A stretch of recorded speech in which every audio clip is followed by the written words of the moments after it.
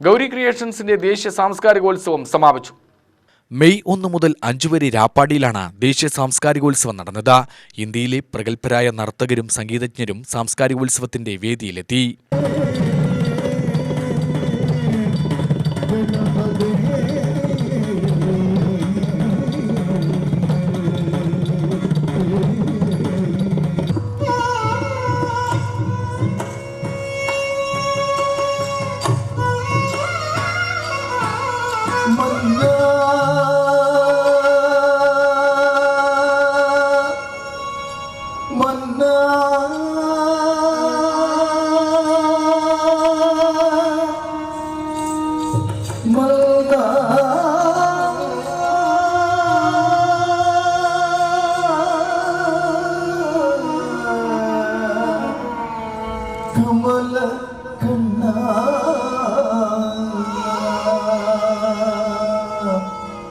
സാംസ്കാരികോത്സവത്തിന്റെ 4ാം ദിനത്തിൽ കലാമണ്ഡലം ജാൻസി സാനുവും സംഘവും അവതരിപ്പിച്ച ഭരതനാട്യം അരങ്ങേറി.